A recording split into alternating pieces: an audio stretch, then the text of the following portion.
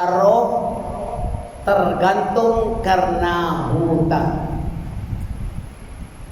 Roh seorang mukmin tersangkut karena hutangnya yang sepatutnya roh itu berada di taman-taman surga, tetapi karena dia mempunyai hutang dan belum dilunaskan, maka rohnya tertahan.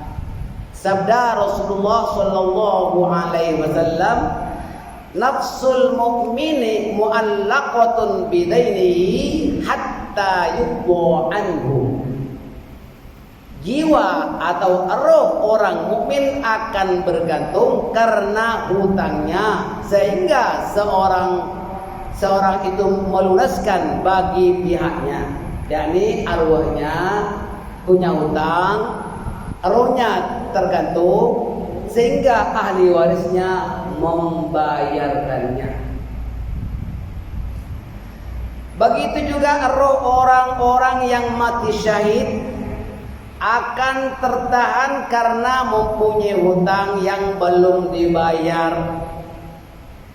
Sebagaimana disebutkan di dalam kitab Musnad Imam Ahmad yang diriwayatkan daripada Abdullah bin Jahshin radhiyallahu anhu, anna rajulan jaa ila an-nabi sallallahu alaihi wasallam faqala ya Rasulullah mali in qutiltu fi sabilillah.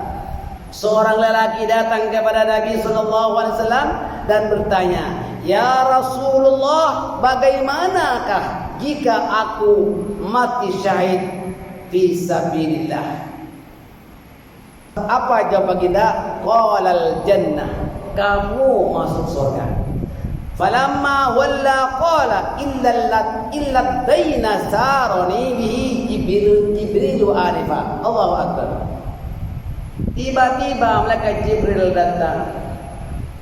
Belum orang itu jauh, yang bertanya itu belum jauh lagi, maka datang malaikat Jibril mengatakan, orang itu pun pergi, tetapi tiba-tiba baginda memanggilnya lagi dan berkata, kecuali jika kamu mempunyai hutang.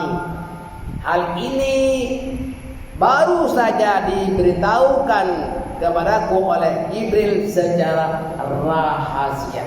Jelas bu? Nabi menjawab itu nafis. Ialah kalau orang syahid fisabilillah, Nabi mengatakan ya surga lah. Tapi jawaban itu nakis. Melainkan walaupun nama itu syahid, melainkan orang itu masih punya hutang. Dia masih digantung. Jelas? Apalagi dah memang orang bukan fisabilillah. Ya.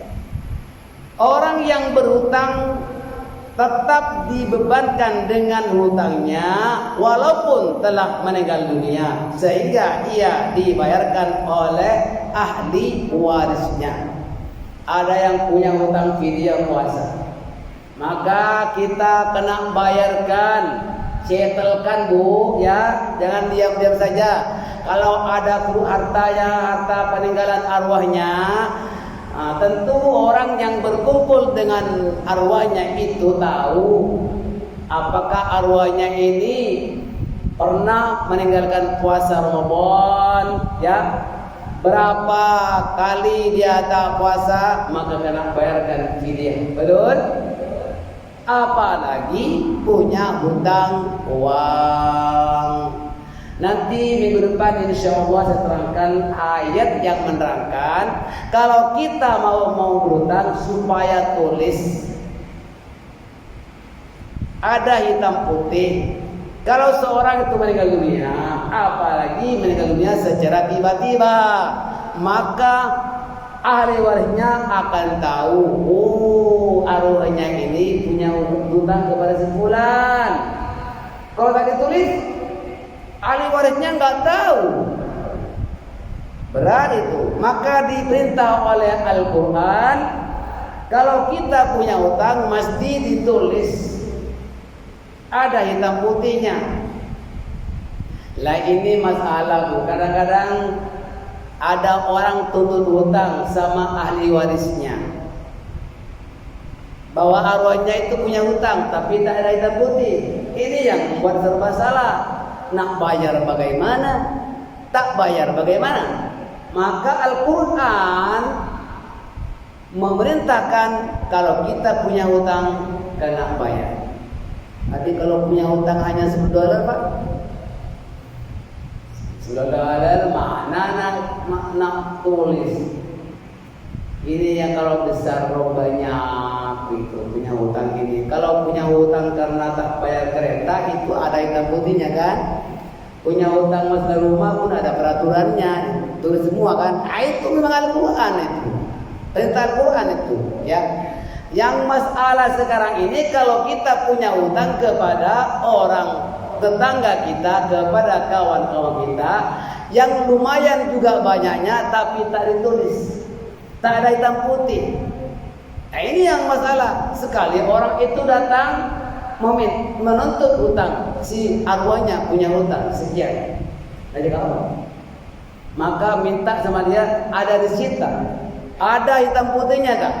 Maka bapak ibu sekarang kena sign, date-nya juga tulis. Date-nya tulis, hari apa, kemudian untuk apa dan sebagainya, kepada siapa namanya, dan kalau boleh tahu alamatnya waktu itu.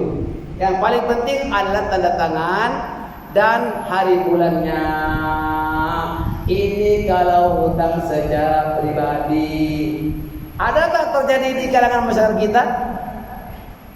Justru terjadi banyak di kalangan masyarakat kita, terutama sekali kalau kita ada bisnis, ya, ada ini dan sebagainya. Macam mana tuh?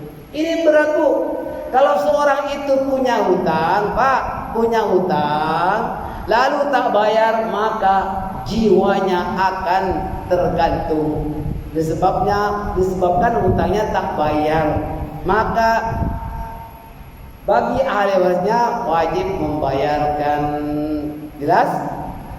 Insyaallah minggu depan saya akan jelaskan berkenaan tentang ayat berkenaan tentang wajib ditulis dalam surah Al-Baqarah ayat 282. Insyaallah itu perintah Allah yang mengatakan kalau kita mau berhutang kena tulis.